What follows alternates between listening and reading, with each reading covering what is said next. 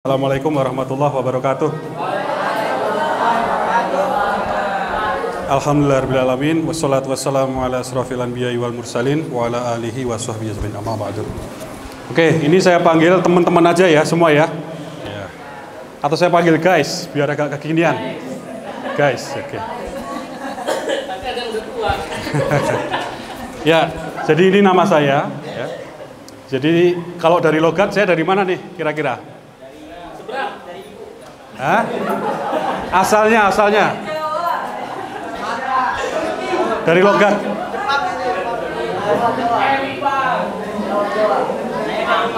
Dari mana?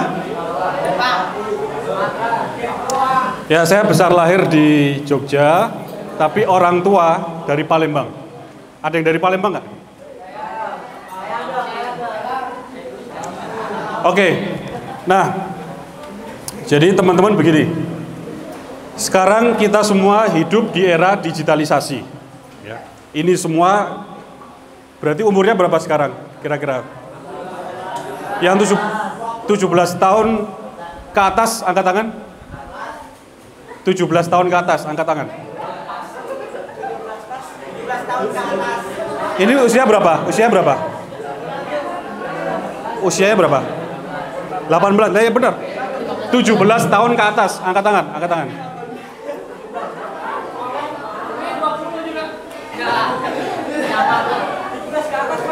Kok sedikit? 17 tahun ke atas.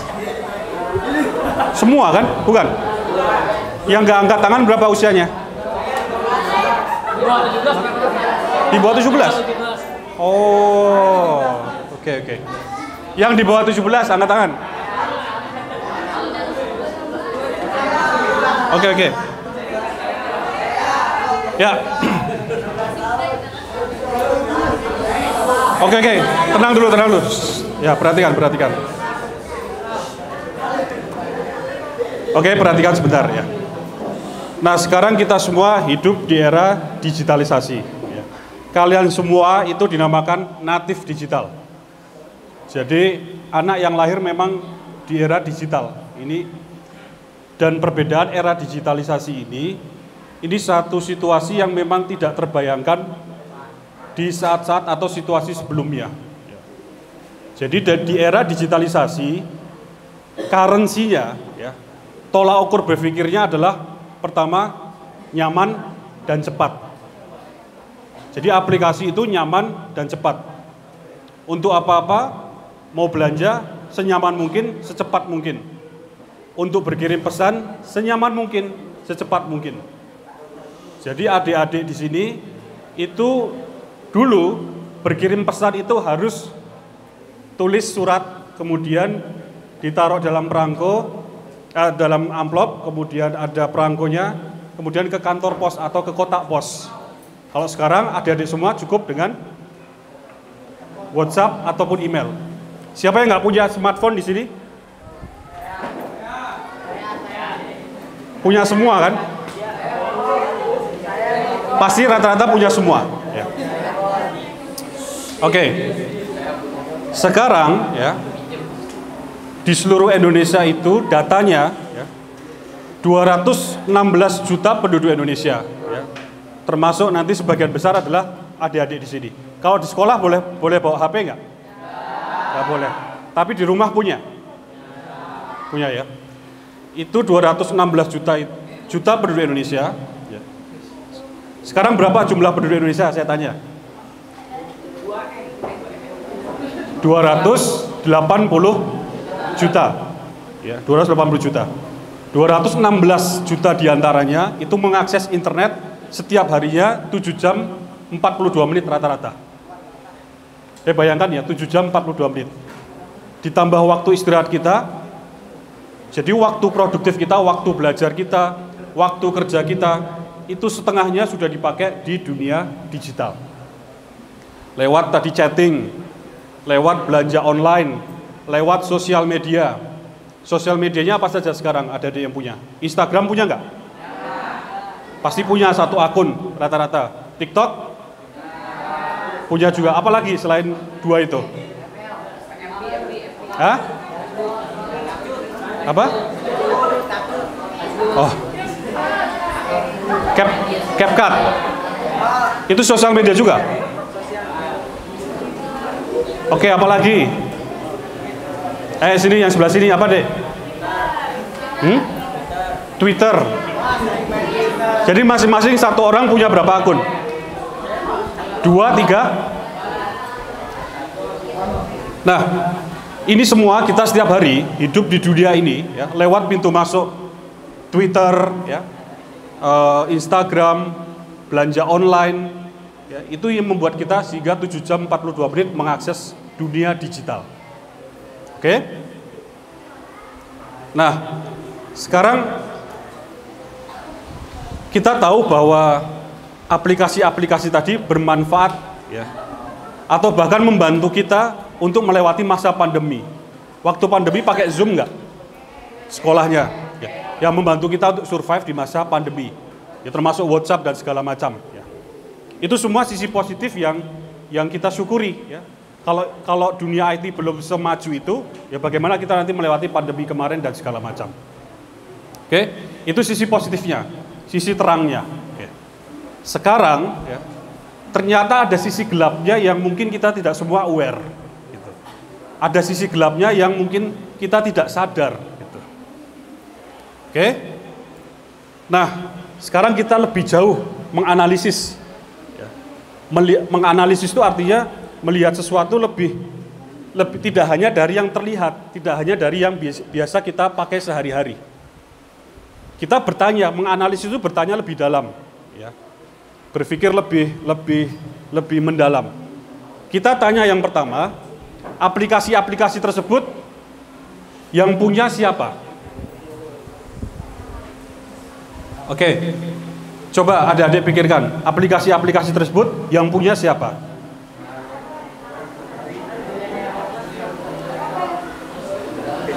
Kalau mau ngomong angkat tangan dulu, biar satu-satu.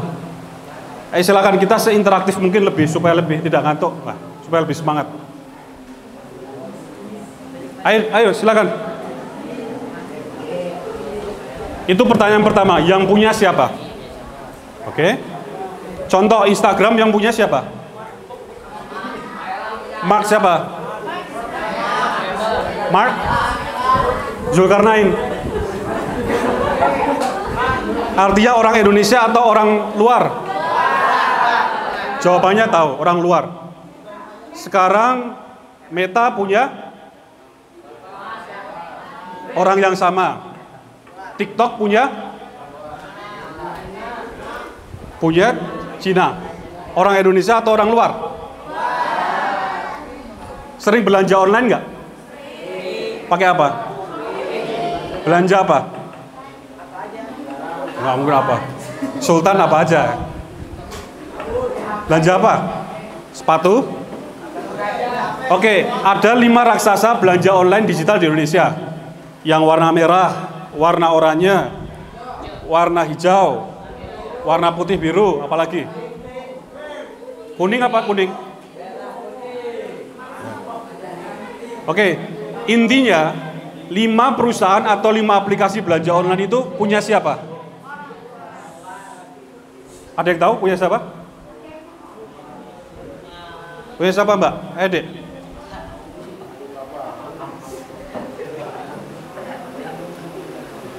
Ada yang punya orang Indonesia nggak?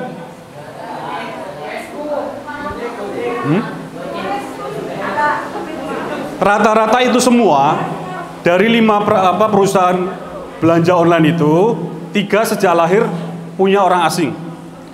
2 diantaranya, sisanya mayoritas investornya yang menaruh uang di sana adalah asing. Termasuk Gojek, walaupun nama PT-nya adalah Karya Anak Bangsa, tapi investornya juga anak bangsa lain. Ya. Pertanyaan pertama tadi sudah terjawab. Secara umum jawabannya adalah bukan milik kita, bukan milik Indonesia. Seluruh aplikasi yang adik gunakan itu. Sekarang kita tanya kedua, aplikasi tadi itu ada jalan rayanya, tempat data kita itu lewat, lalu lalang. Ada jalur internetnya. Jalur internet itu fisiknya adalah kabel-kabel yang di bawah tanah, kabel-kabel yang ada di atas tiang, ataupun di bawah laut. Pertanyaannya sama, kabel-kabel itu milik siapa jaringan internet itu?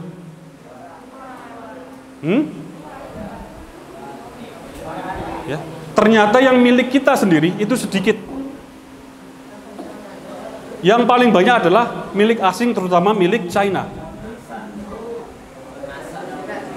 Sekarang adik-adik pikirkan, kita hidup di dunia digital 7 jam 42 menit, sehingga ada istilah digital twin. Kita punya kembaran digital. Kita punya representasi dalam dunia digital tersebut berupa data-data kita tadi masing-masing, ya. Lewat aplikasi, lewat jalur-jalur internet yang ternyata bukan milik kita. Selama 7 jam 42 menit. Pertanyaan ini kalau ditanyakan 5 tahun lagi, jawabannya akan lebih masif, akan lebih attach kita terhadap dunia digital. Betul nggak? Dunia pendidikan akan lebih terdigitalisasi, kesehatan akan lebih terdigitalisasi. Oke? Sekarang pertanyaan kedua, kalau begitu, kalau aplikasi yang kita gunakan sehari-hari ternyata bukan milik kita, ya. Kemudian jalur infrastruktur digital, jalur-jalur internet itu juga bukan milik kita sepenuhnya. Seperti jalan raya di sini ternyata itu analoginya ya, itu milik asing semua kita. Sekarang kita tanya, kita ini sesungguhnya merdeka atau terjajah?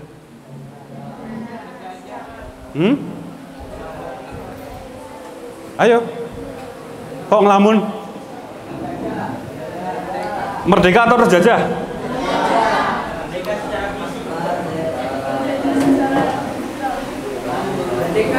Terjajah secara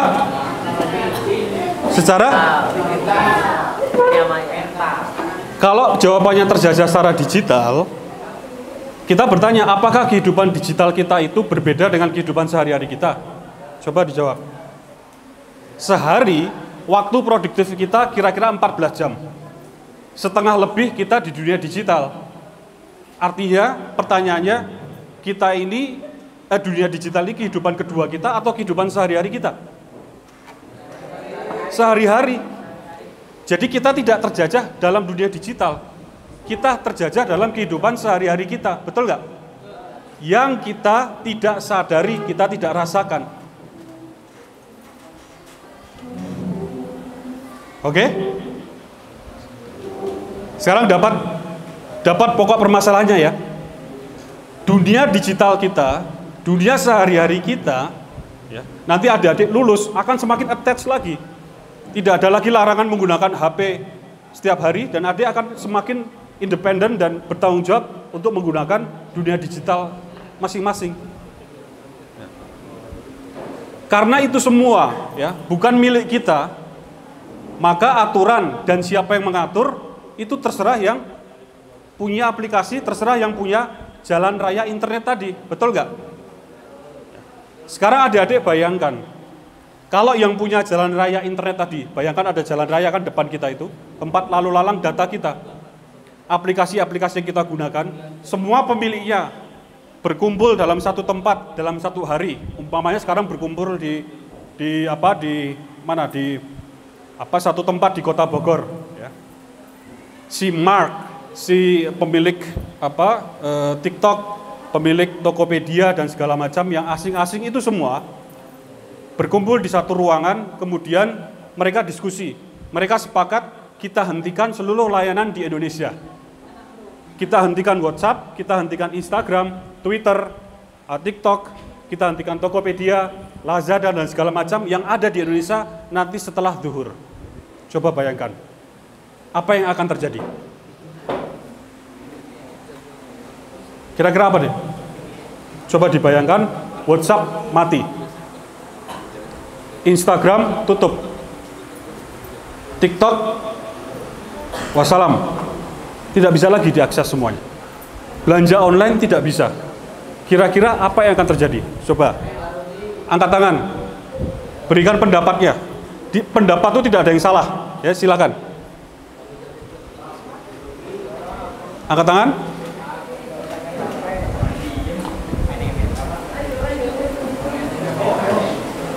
Ayo, nggak usah takut, nggak usah malu, nggak ada yang salah. Tidak ada jawaban salah terkait pendapat. Sebelah sini, ayo. Apa yang akan terjadi kira-kira? Dalam bahasa singkat saja, satu kata. Apa yang akan terjadi? Bingung, satu. Sekedar bingung kah? Kesal. Bosen. Oke. Bingung, kesal, bosen. Mantap ini jawaban anak muda. Yang lain, ayo. Nggak bisa belanja online, nggak bisa berkirim pesan, nggak bisa belajar online dan segala macam. Apa yang akan terjadi? Bingung, kesal, online tadi. Males, bosen. Pendapat yang lain, yuk. Sebelah sini. Apa yang akan terjadi adik-adik?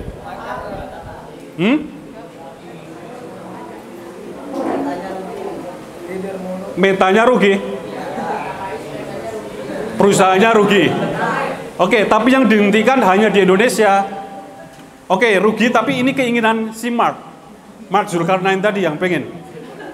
Saya pengen tutup di sana, di Indonesia. Karena saya benci Indonesia, umpama. Saya tahu saya akan rugi, tapi biarlah. Di Indonesia saya rugi, tapi tempat lain saya untung. Karena saya benci Indonesia, saya tutup. Jadi sekarang dampaknya terhadap kita apa? Bosen, bingung, stres, apalagi? Ayo adik-adik sini yang perempuan.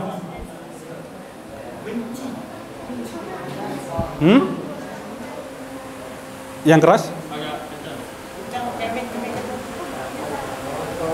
Susah mencari informasi. Oke, kalau kita kumpulkan tadi, bayangkan adik-adik coba, seluruh aktivitas di belanja online tadi mati.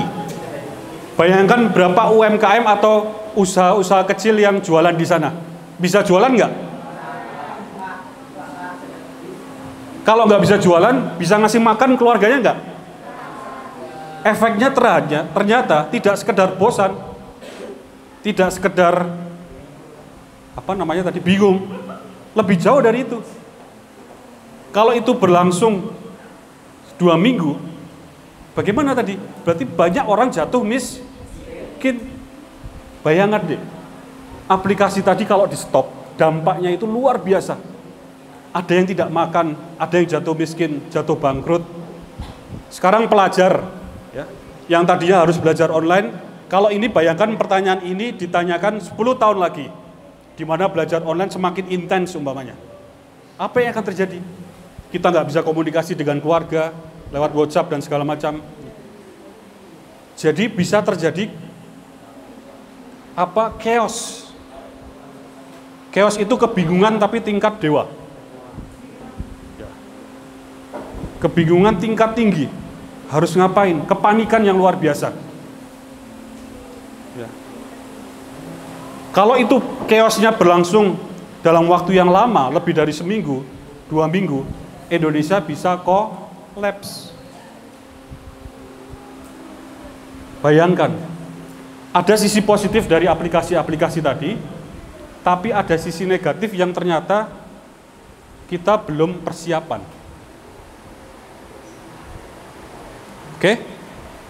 Sekarang saya tanya lagi, kalau begitu caranya, Indonesia merdeka atau terjajah? Merdeka atau terjajah? Adik-adik bisa menyimpulkan sendiri. Kita sesungguhnya terjajah. Yang lebih berbahaya lagi sekarang, kita terjajah dalam suatu rasa yang seakan-akan kita merdeka. Karena sehari-hari cukup kita punya data, kita bisa akses tadi dunia-dunia digital tadi, bisa belanja online, bisa berkirim pesan, everything is just fine. Dah cukup. Padahal kita terjajah. Nah sekarang adik-adik, yang punya aplikasi-aplikasi tadi di balik perusahaan raksasa digital tadi, ditambah yang punya jalan raya internet tadi, itu disebut dengan teknopolar. Teknopolar. Artinya di masa mendatang mereka yang akan memiliki pengaruh dan kekuasaan. Halo? Apa namanya? Polar. Ya. Karena begitu besar pengaruh mereka, mereka dijadikan salah satu polar, pusat kekuasaan. Sekarang pertanyaannya, apakah kita sudah terlambat? Belum. Itu jawabannya, belum terlambat. Lalu solusinya apa? Solusinya dalam bahasa yang sederhana, kita harus punya aplikasi ya, digital semua yang made in Indonesia, dibuat oleh orang Indonesia, yang pusat-pusat datanya ada di Indonesia, yang sesuai atau memenuhi kebutuhan orang Indonesia. Setuju nggak? WhatsApp kita buat versi Indonesia. Bagaimana bayangan adik-adik? WhatsApp versi Indonesia itu seperti apa? Yang bagus. WhatsApp sekarang kurang bagusnya apa? Kekurangannya. Adik-adik kalau kirim pesan kan kadang bahasanya disingkat-singkat kan? Kalau kirim ke orang tua, ke guru kan kurang sopan. LG, DMN, Q, apa? LG apalagi lah, XX segala macam lah. WK. Itu kan standar berbahasa yang menjadi tidak sopan kan? Kita bisa buat WhatsApp versi Indonesia. Kalau kita ketik kata-kata yang nggak sopan tadi atau kurang sopan, diperbaiki dengan teknologi AI atau Artificial Intelligence. Sering mendengar adik-adik? AI ya, itu bisa diperbaiki kata-katanya. Oh, apakah maksudnya Assalamualaikum Pak Ustadz, Bu Ustadzah, izin bisa ketemu, tanda tanya, langsung kita kirim. Walaupun yang kita ketik awalnya ASS, WRWB, PK, UST, dan segala macam. LGDMN, dan segala macam. Kita bisa benarkan baru dikirim, dibenarkan secara otomatis. Kira-kira keren nggak itu WhatsApp versi Indonesia kayak gitu? Pengen punya nggak? Kira-kira kita bisa buat nggak? Bisa. Nah kebetulan saya belajarnya bidangnya itu. Dan saya bertemu banyak anak-anak Indonesia, mahasiswa-mahasiswa Indonesia ketika di luar dan di dalam, ya kemampuan kita itu nggak kalah. Kita bisa sekali membuat itu. WhatsApp versi Indonesia yang otomatis akan menghapus gambar-gambar, umpamanya gambar pornografi, gambar-gambar kekerasan, bullying dan segala macam. Nah, saya sekarang ingin lompat sedikit. Dunia digital kita tadi, karena tidak ada aturan dan tidak ada yang mengatur, maka efek negatif lainnya adalah konten-konten yang negatif. Apa konten negatif, adik-adik? Coba, ini banyak sekali. Coba contohnya, silakan. LGBT. Laki-laki suka laki-laki. Masuk akal nggak? Masuk gimana?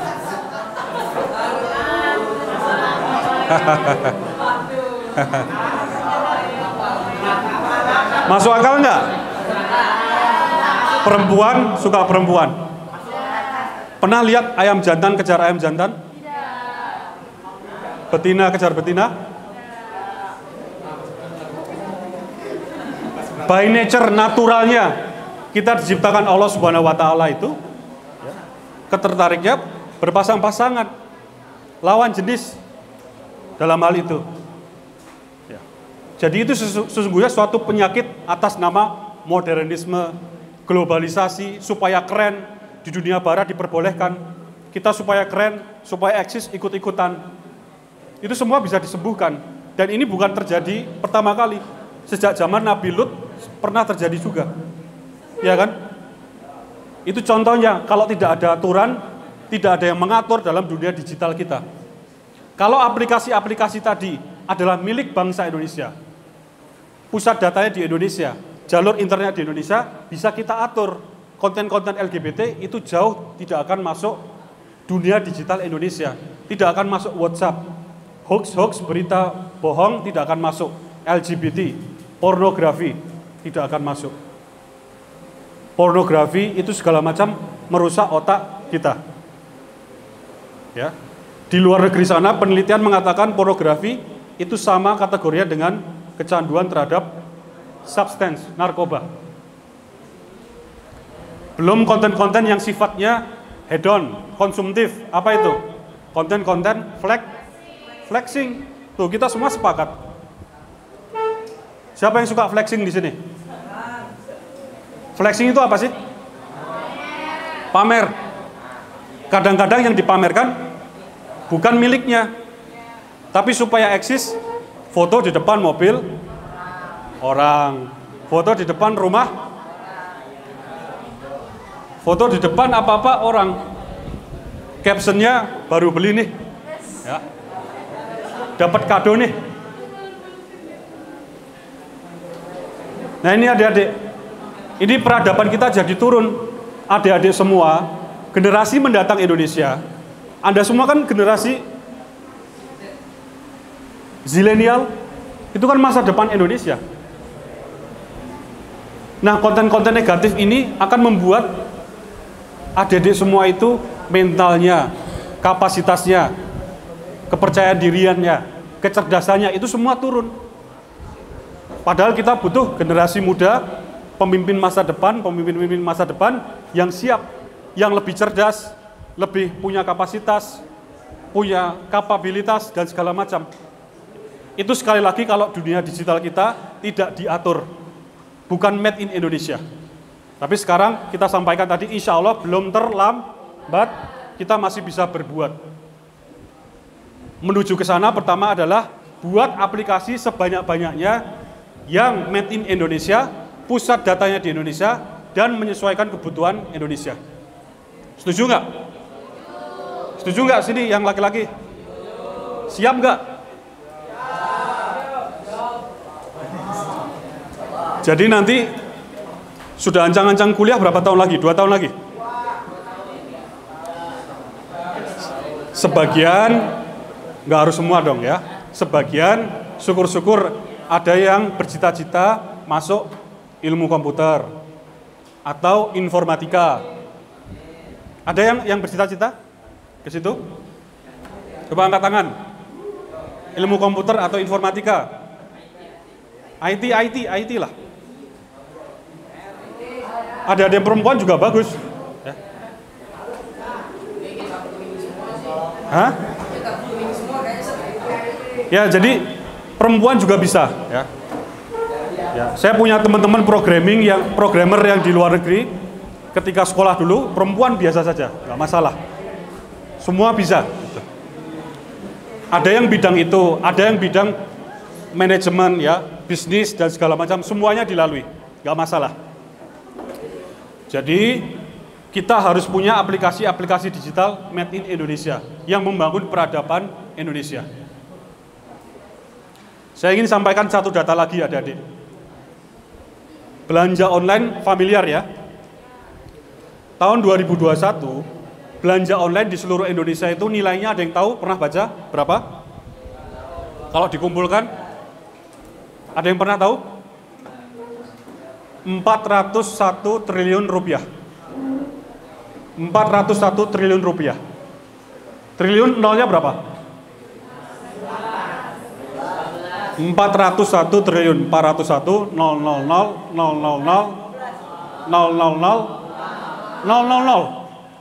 Tabungan adik berapa sekarang? 0 semua.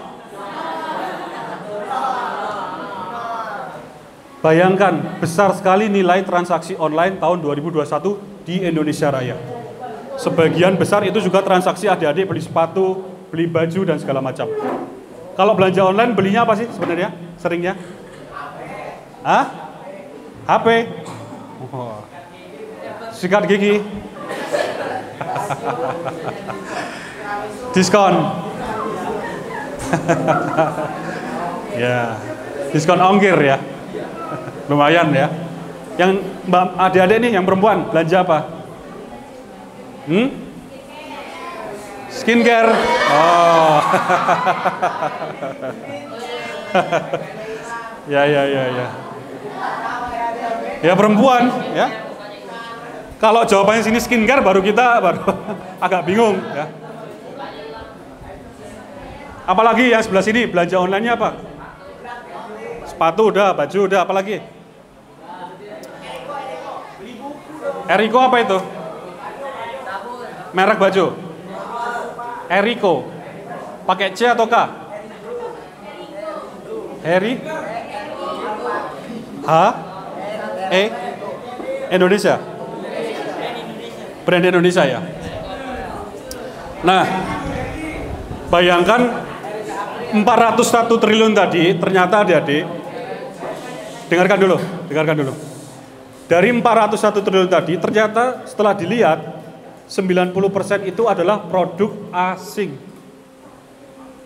Jadi kita untung atau enggak orang Indonesia? Untungnya 90% atau hanya 10%? 90% produk asing. Berarti 90% dari 400 triliun tadi hanya mampir sebentar di Indonesia, pergi langsung ke luar negeri, dan rata-rata adalah China produk impornya. Maka tadi saya tanya Herigo. Herigo itu produk mana? Gitu. Saya juga pernah beli sepatu Kompas Indonesia kan? Satu lagu apa gitu? Bukan.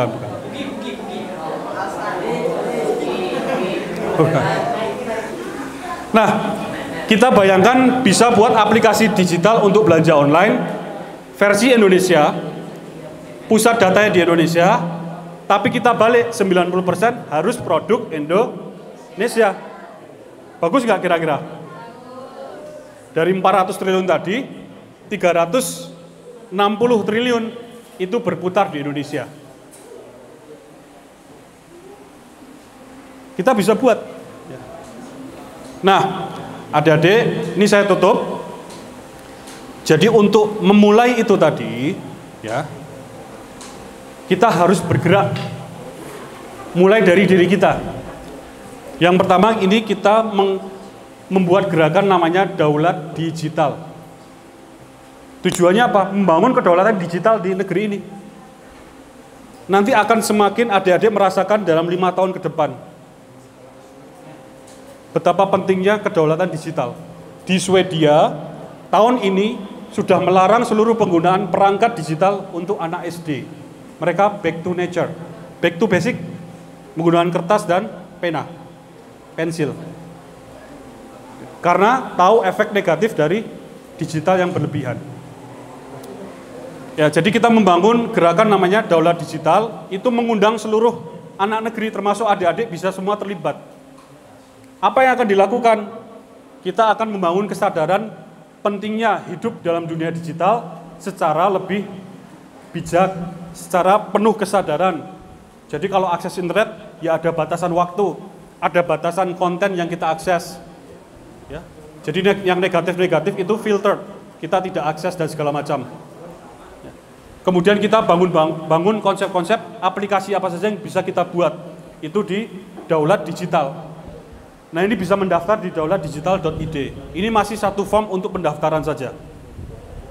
Ya, bisa masuk di tim konsep, tim event atau tim acara, tim teknis. Ya, nanti ada tim ingin belajar coding dan segala macam, ikut saja tim developer. Semua boleh terlibat. Saya masih SMA dan segala macam, tidak masalah. Ya. Yang penting ikut dulu gerakan ini, kemudian ya kita cicil langkahnya step by step. Oke, jadi adik-adik boleh sebarkan juga nama gerakan ini ke teman-teman di sekitar adik-adik semua. Kemudian sekali lagi, ya, ini satu wawasan untuk adik-adik. Bagaimana supaya efektif ini? Itu ada HP itu. Emang boleh bawa HP ya? Boleh ya? Khusus hari ini. Hari apa ini ya? Ini hari apa sih? Selasa ya? Selasa boleh? Karena ada kita. Oh karena ada, oke. HP-nya apa mereknya? Itu. Merek China ya, biasanya ya. Jadi 2 merek China itu ya, kemarin ditemukan mencuri data. Jadi maksud saya hati-hatilah pemakaiannya ya, jangan terlalu banyak data pribadi. Ya. Kemarin ditemukan di Universitas Edinburgh di Skotlandia sana, 2 ponsel merek Cina itu mencuri data kita. Diambil, dikirim ke China sana. Oke, nah ini satu penutupnya. selain gerakan ini, kita butuh ini namanya regulasi atau peraturan. Ini sebagai wawasan tuh adik-adik semua. Atau undang-undang. Siapa yang membuat undang-undang adik-adik? Pemerintah bersama? Bersama? Ayo yang keras. Bersama? Bersama DPR. Wakil rakyat itu, ya. Mereka bisa membuat undang-undang, tapi sekarang undang-undangnya ada belum terkait kehidupan digital kita? Belum ada yang utuh. Masih berserakan dan kecil-kecil urusannya. Jadi kita butuh satu undang-undang atau peraturan besar yang mengatur kehidupan digital kita. Tentang belanja online, apa barang yang bisa dijual, produk dari mana. Tentang chatting, umpamanya, oh harus chatting made in Indonesia, segala macam itu bisa diatur. Lama online dan segala macam bisa diatur dengan bijaksana. Itu harus ada undang-undangnya. Yang membuat adalah DPR bersama pemerintah. Nah, DPR itu siapa yang memilih? Dia mendaftar atau langsung jadi begitu saja? Adik-adik tahu nggak bagaimana cara menjadi anggota DPR? Nyalek. Ya, jalannya nyalek. Nyalek itu berarti menjadikan diri, ya, mencalonkan diri menjadi anggota legislatif. Yang milih adalah adik-adik semua. Masyarakat Indonesia di atas 17 tahun. Yang bisa jadi caleg minimal umur 21 tahun. Ya. Jadi nanti adik-adik yang punya hak pilih di pemilu 2024. Pemilu 2024 bulan apa? Ada yang tahu nggak? Bulan? Ini adik siswa atau bukan? Bulan apa? Bulan Februari 2024. Nggak ada hari Valentine, nggak ada ya. Yang ada hari pencoblosan. 14 Februari bukan hari Valentine. Hari pemilu. Adik-adik yang sudah punya nyoblos, jangan tidak menggunakan hak suaranya. Karena itu menentukan masa depan kita. Menentukan ada nggak anggota DPR yang menggagas masalah kedaulatan tadi. Nah kemudian adik-adik juga pilih, ya. Ini siapa yang mewakili aspirasi anak muda? Dilihat gagasannya, ya. Siapa nih caleg-caleg yang muda, ya, yang kalau ngomong itu juga saya banget nih, ya. Bahasa Jakartanya gue banget nih, ya. Ya, yang mewakili, syukur-syukur membahas masalah digitalisasi. Oh ini yang saya cari nih. Itulah yang adik-adik harusnya dukung, support. Setuju nggak? Ya. Gitu ya, pertama adik-adik jangan tidak memilih, kedua pilihlah yang tepat. Karena pilihan kita pertanggungjawabkan juga kelak di akhirat. Ya. Jadi yang bisa membuat kebijakan peraturan kedaulatan digital adalah anggota DPR. Maka kita pilih nanti di sekitar kita ini siapa nih anggota DPR, calon-calon ini yang narasinya juga tentang kedaulatan digital, tentang dunia digital, tentang perlindungan dunia digital. Ini satu pesan saya, insya Allah. Oke, demikian adik-adik, ya. Terima kasih atas waktunya. Jadi insya Allah saya harapkan ini bisa membangun minimal kesadaran, ya, wawasan kita bersama tentang pentingnya untuk hidup secara santun, ya, hidup dengan penuh kesadaran, ya, beradab dalam dunia digital kita ini. Dan ini akan semakin relevan, akan semakin penting, ya, maksud saya itu semakin waktu ke depan ini, 5 tahun ke depan adik-adik nanti beranjak sudah lulus, ini akan lebih mengena, akan lebih relate bahasa gaulnya, ya, akan lebih nyambung dengan kehidupan kita masing-masing. Oke, sekian dari saya. Nanti kalau ada waktu tanya jawab mungkin bisa juga. Mohon maaf kalau ada kesalahan. Saya tutup. Assalamualaikum warahmatullahi wabarakatuh.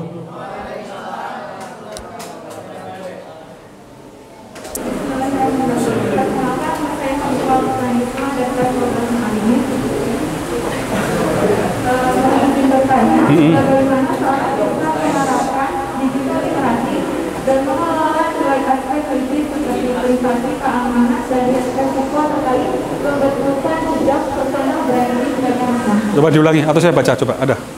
Seorang bisa menerapkan Oke. Oke, bisa.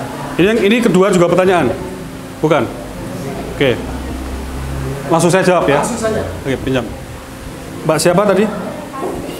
Hanifah. Kelas? 12 ya, dari kelas 3 ya? Oke. Mbak Hanifah, terima kasih. Pertanyaan Mbak Hanifah itu, bagaimana seseorang bisa menerapkan digital literasi dan mengelola nilai atau aspek-aspek kritis seperti privacy. Bagus pertanyaannya.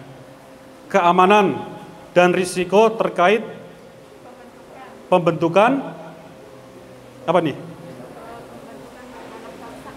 Pembentukan personal branding bagi anak bangsa. Oke, pembentukan personal branding bagi anak bangsa.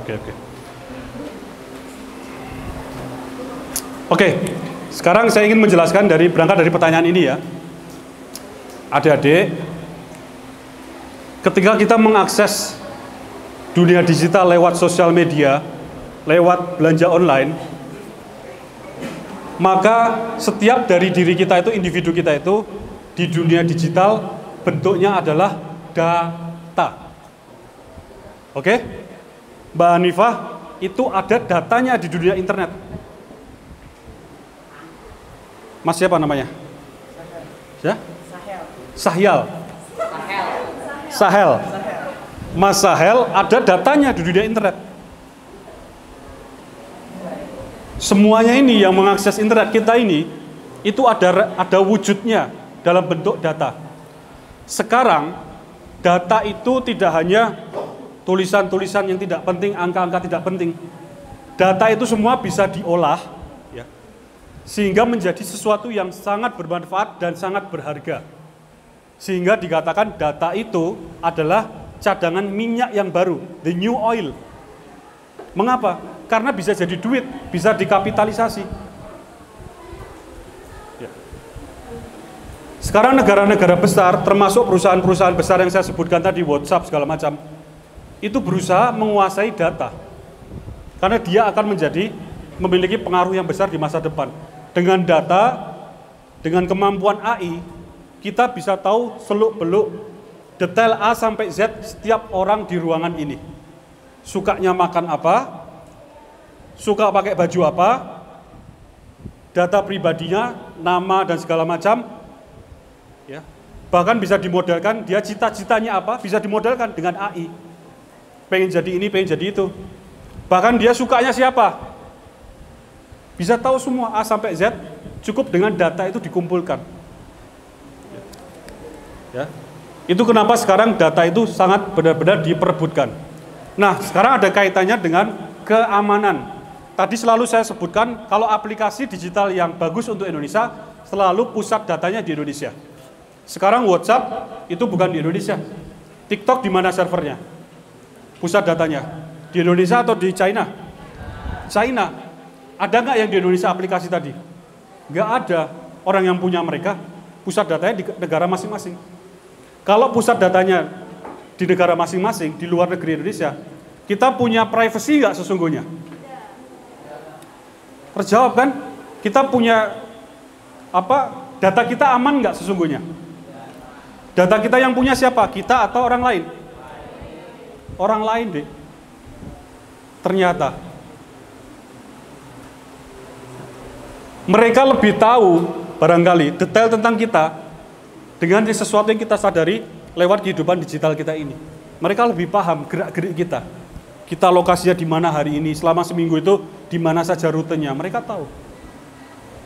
Makanya tadi saya bilang mencuri data lewat HP yang dilakukan 2 ponsel merek Cina itu bahayanya. Semakin lengkap keterjajahan kita tadi. Nah sekarang, sekali lagi ya, solusinya adalah kita harus punya aplikasi yang made in Indonesia, pusat datanya di Indonesia. Dilindungi oleh pemerintah Indonesia, dilindungi oleh kita-kita semua. Datanya nggak bisa diakses keluar, bisa itu ditutup. Ya. Jadi bagaimana seseorang bisa menerapkan? Nah, kalau pertanyaannya adalah seseorang, bagaimana adik-adik memulai? Maka adik-adik harus hati-hati dalam menggunakan aplikasi. Kita mau nggak mau aplikasi itu kan selalu harus setuju kan, klik setuju dulu kan. Itu kalau dibaca pelan-pelan pasti minta akses ke kamera kita, ke foto folder kita, benar nggak? Jadi ini saran pendek saya ya, install aplikasi yang penting-penting saja itu dulu. Oke? Yang nyoba-nyoba jangan, kan itu ada tuh daftar aplikasi-aplikasi yang mencuri data kan? Ya, karena kita klik setuju ternyata dia ngambil seluruhnya. Jadi adik-adik harus punya kesadaran melindungi data pribadi dulu sebelum nanti kita punya peraturan tentang kedaulatan digital yang dibuat DPR dan pemerintah tadi. Ya. Jadi, aplikasi yang penting dulu. Kemudian ketika menggunakan aplikasi yang penting itu juga secukupnya. Ya, jangan chatting itu kita anggap nggak ada yang tahu. Chatting itu bisa dibuka, adik-adik itu nulis apa itu bisa dilihat di server sana. Walaupun embel-embelnya encrypted, tapi itu bisa di deskripsi, ya, bisa dibuka lagi. Ya. Adik kirim gambar apa itu semua bisa dilihat. Adik akses apa semua bisa dibaca. Jadi sekarang sekali lagi dengan aplikasi yang terpilih tadi, yang penting-penting juga akses atau gunakan seakan-akan ini data pribadi kita ini akan terbuka, maka ya gunakan se-urgent mungkin. Yang kalau penting banget baru gunakan. Ya, jadi intinya gitu Mbak Hanifah dan kawan-kawan. Yang paling penting adalah membangun kesadaran dari level individual dan pribadi. Ini terkait privasi, keamanan, dan resiko tadi. Oke, ya saya pikir kemudian kalau dihubungkan dengan personal branding ya itu tadi ya. Ya. Pokoknya mau masalah personal branding, bahkan company branding, ya, itu intinya pokoknya kita harus hati-hati ya, tadi. Itu menurut saya filter paling kuat adalah kesadaran penggunanya, gitu. Kedua, baru nanti sistemnya. Sistem itu ya lebih bentuknya software atau hardware, tapi itu mungkin lain kesempatan lah kita bahas kalau ada. Semoga menjawab ya. Ini nomor 2 bukan buat saya ya. Makasih. Baik, masih ada. Kalau tidak ada, Mas Rido akan memberikan pesan-pesan terakhirnya. Jangan terakhir lah. Pesan-pesan penutup. Pesan-pesan penutup. Pesan terakhir gawat ya Mas Rido. Iya. Oke, masih ada? Oke, kalau nggak sepertinya pesan-pesan penutup ya. Penutup.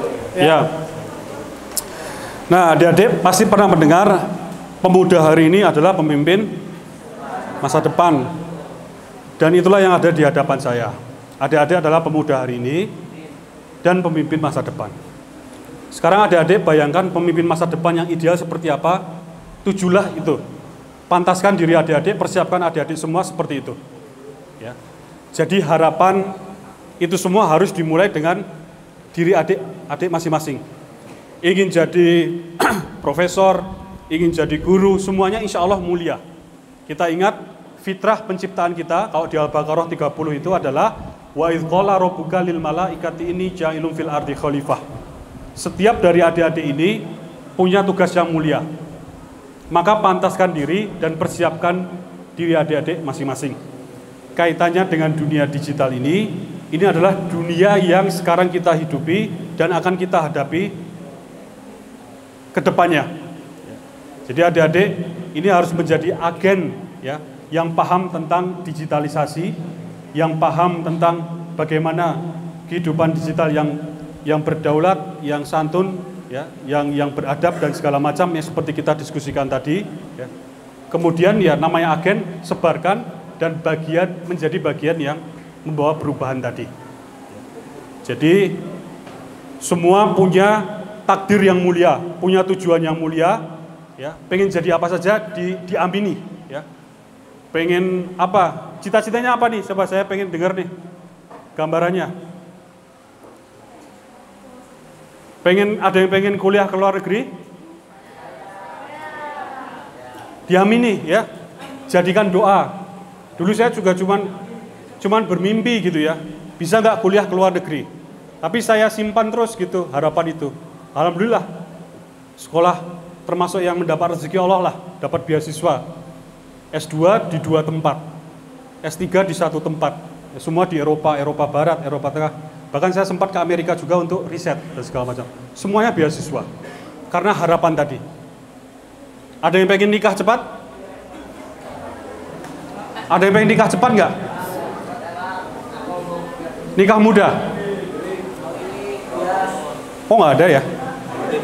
Pengen mungkin pengen. Umur berapa ini mau nikah cita-citanya? Harus punya rencana dong.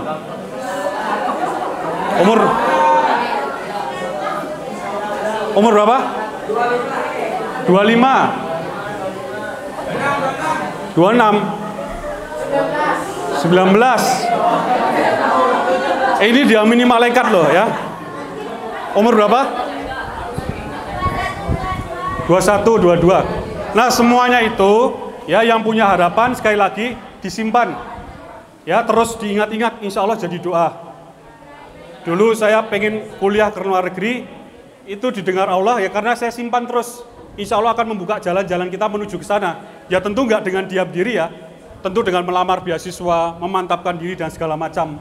Jadi saya dapat beasiswa itu sempat ke Ceko, Eropa Tengah, kemudian ke Austria, Eropa Tengah. Ya. Master saya dapat 2 semua beasiswa. S3 ke Belanda beasiswa. Kemudian riset ke Amerika juga beasiswa. Itu semua bisa. Saya dulu pengen nikah muda adik-adik, umur 24 tahun. Cuman berharap saja kalau ngitung nggak mampu nih secara finansial, siapa lagi calonnya dan segala macam. Tapi saya nikah umur 24, persis apa yang saya bayangkan. Kok senyum-senyum ini? Sudah mulai bayangkan ya. Wah, 19 beneran nih saya nikah. 25, 26, 21, 22. Jadi nikah itu ibadah ya. Ya tentu harus dipersiapkan juga ya gitu. Ya kenapa saya tanya, karena penting apalagi zaman sekarang ya, daripada pacaran-pacaran nggak jelas. Oke, gitu ya adik-adik semua ya. Sampai ketemu lagi insya Allah, semua sehat selalu. Assalamualaikum warahmatullahi wabarakatuh.